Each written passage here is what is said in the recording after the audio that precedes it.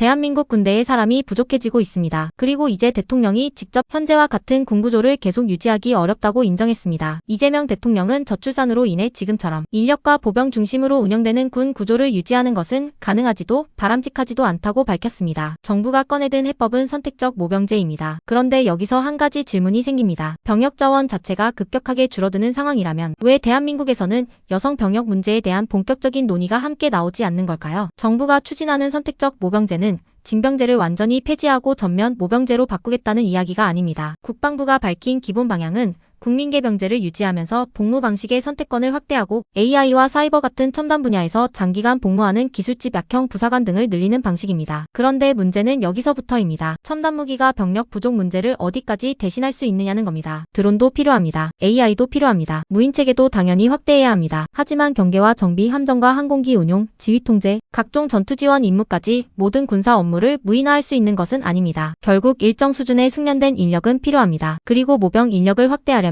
충분한 보상 역시 필요합니다. 그래서 선택적 모병제가 실제로 어느 정도의 병력을 확보할 수 있는지, 그리고 여기에 얼마의 재정이 필요한지는 앞으로 정부가 구체적인 숫자로 설명해야 합니다. 그런데 병역 자원 감소를 이야기하면서도 상대적으로 조용한 문제가 하나 있습니다. 바로 여성 병역입니다. 현행 대한민국 병역법에서는 남성에게 병역 의무를 부과하고 여성은 지원에 의해서 현역이나 예비역으로 복무할 수 있도록 하고 있습니다. 헌법재판소 역시 현재의 남성 징병제 자체는 헌법에 위반되지 않는다고 판단했습니다. 해외에서는 지금 여성 병역에 대해 변화가 일어나고 있는데요. 대표적인 사례가 덴마크입니다. 덴마크는 2025년 7월부터 남녀에게 동일한 병역 제도를 적용하기 시작했습니다. 2026년부터 대상 여성들도 남성과 마찬가지로 병역 적합성 절차에 참여하고 자원자가 부족할 경우 실제 복무 대상이 될 수 있습니다. 대한민국은 왜 이 선택지를 공개적인 논의 테이블에 함께 올리지 않는 걸까요? 여성 징병제를 당장 실시하자는 결론과 여성 징병제에 대한 논의를 시작하자는 것은 전혀 다른 이야기입니다. 신체적 기준은 어떻게 설정할 것인지, 출산과 육아 문제는 어떻게 고려할 것인지, 군 시설과 보직은 어떻게 바꿀 것인지, 징집 대상을 확대했을 때 실제 전투력이 얼마나 증가할 것인지 따져야 할 문제가 산더미입니다. 그래서 더욱 논의가 필요합니다. 이재명 대통령은 군 복무가 인생의 낭비나 손해라는 생각이 들지 않도록 만드는 것이 정부의 책임이라고 강조했습니다. 그렇다면 정부가 답해야 할 문제는 앞으로 급격하게 줄어드는 국방의 부담을 누가